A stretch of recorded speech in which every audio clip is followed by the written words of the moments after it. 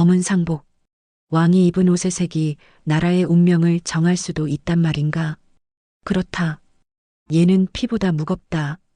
효종이 세상을 떠난 날 궁궐은 온통 검은 비단과 흰 삼배로 뒤덮였다.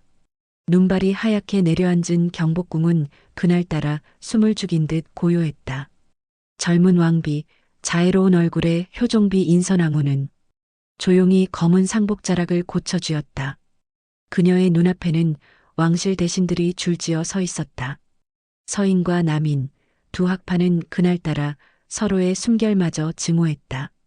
왕비가 입을 상복의 길이 그것이 바로 오늘의 전장이었다.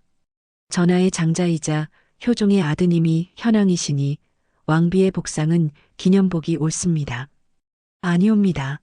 인조대왕의 직계 장자이니 아들로서 3년복을 입는 것이 인륜의 근본이옵니다. 탁, 탁. 책상이 부딪히며 소리가 터졌다. 말 한마디, 붓한 획이 곧 피의 칼날이었다. 이 싸움의 중심에 선자 남인의 젊은 학자 유연은 고개를 숙였다. 그의 눈동자는 차가웠지만 손끝은 떨리고 있었다. 얘란 무엇인가? 왕비의 옷 한 벌로 나라의 정통성을 재단하려는 이 싸움이 과연 옳은가? 그날 밤 궁궐의 연못가에서 한 학자의 시신이 발견되었다.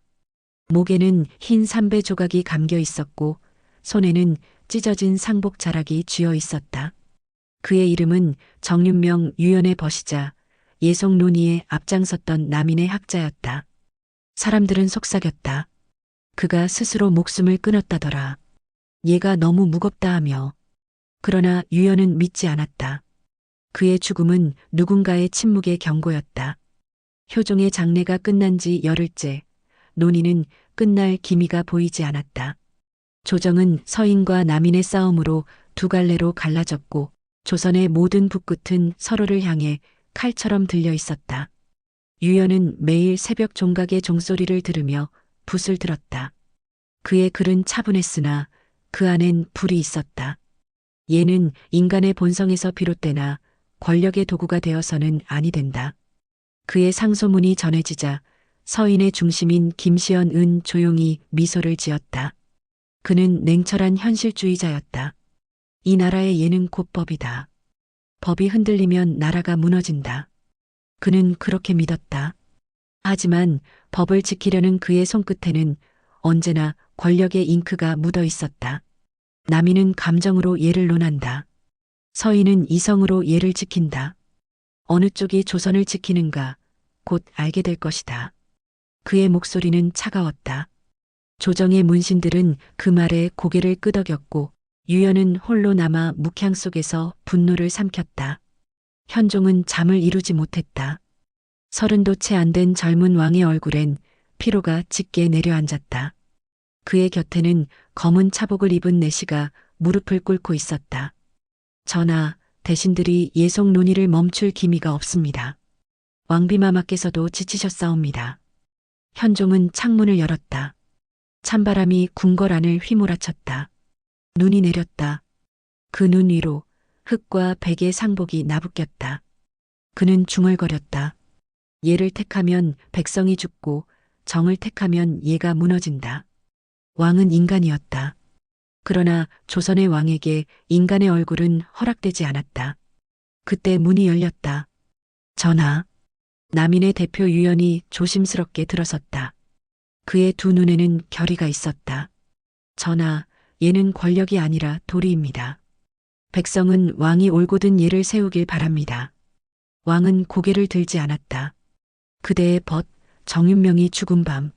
나는 그를 위해 울었소. 유연의 눈동자가 흔들렸다. 그러나 나라를 위해 울 수는 없었소. 나는 왕이니까. 그 말 한마디가 유연의 가슴을 꿰뚫었다. 왕의 외로움과 인간의 무력함, 그것이 예송의 진짜 비극이었다. 그날 밤 서인의 관청 앞마당에 불이 올랐다. 누군가 남인의 문서를 불태웠다. 예를 더럽히는 자는 나라를 흔드는 반역자다. 서인 무리의 함성이 궁궐담을 울렸다. 유연은 그 속으로 뛰어들었다. 불길 사이로 흰 삼배자락이 타올랐다. 그 자락은 정윤명이 죽던 날의 그 조각과 같았다. 그는 소리쳤다. 얘를 지키겠다며 불을 지르느냐? 얘는 사람을 살리는 법이요. 죽이는 법이 아니다. 불길 속에서 김시연이 천천히 걸어 나왔다. 그의 눈빛은 흔들리지 않았다. 얘를 모르기에 내가 그렇게 분노하는 것이다. 너희의 얘는 피로 물들었다. 그 피로 나라를 세웠다. 두 사람의 붓끝이 부딪히듯 말이 부딪혔다. 그 싸움은 단지 논쟁이 아니었다. 한 시대의 철학이 부딪히는 소리였다. 마침내 현종이 결정을 내렸다. 서인의 손을 들어준 기념복. 남인의 상소는 모두 묵살되었다. 조정은 침묵했다. 유연은 조용히 붓을 내려놓았다. 이제 조선은 예로서 살고 예로서 죽겠군. 그날 밤 그는 다시 연못가로 향했다. 정윤명이 죽었던 그곳. 달빛이 물 위에 번졌다. 그는 흰 삼배한 조각을 꺼내 들었다. 벗이여, 우리가 지키려 한 것은 사람의 예였지 권력의 예가 아니었다. 그는 삼배를 불길에 던졌다. 그 불빛이 연못에 반사되며 검은 달을 삼켰다. 몇 해 뒤 현종의 어머니 자의대비가 세상을 떠났다. 조선은 다시 흔들렸다. 이번엔 서인과 남인이 자리를 바꾸었다. 남인은 복수하듯 외쳤다. 이제 얘를 바로 세울 때다. 두 번째 예송이 시작되었다. 왕은 늙었고 대신들은 더 교활해졌다. 예의 이름 아래 다시 권력의 피가 흐르기 시작했다. 유연은 이미 늙은 학자가 되어 있었다. 그는 먼 발치에서 그 광경을 바라보았다.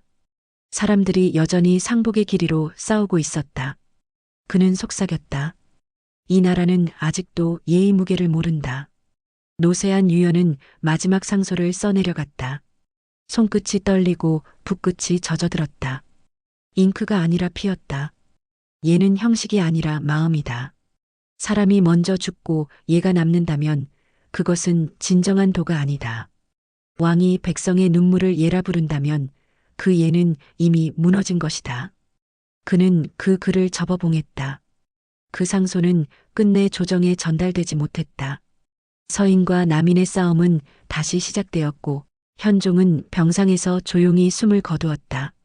세월이 흘렀다. 조선은 여전히 예의 나라라 불렸다. 하지만 그 예의 밑바닥엔 피가 고여 있었다. 궁궐의 연못가에는 흰 삼배 조각이 나부꼈다. 그것은 마치 누군가의 양심이 아직도 타지 못한 채 남아있는 듯했다. 한 소년이 물었다. 아버지, 얘란 무엇입니까? 그의 아버지는 대답하지 못했다. 오직 바람만이 흰 삼배를 스치며 속삭였다. 얘란 사람을 잊지 않는 마음이어야 하느니라. 왕비의 상복길이로 시작된 싸움은 결국 조선의 철학과 권력을 찢어놓았다. 누군가는 얘를 지켰다고 했고 누군가는 사람을 잃었다고 했다. 그리고 그 모든 것을 지켜본 유연의 묘비에는 짧은 문장 하나만 남았다. 얘는 사람 위에 있지 않다.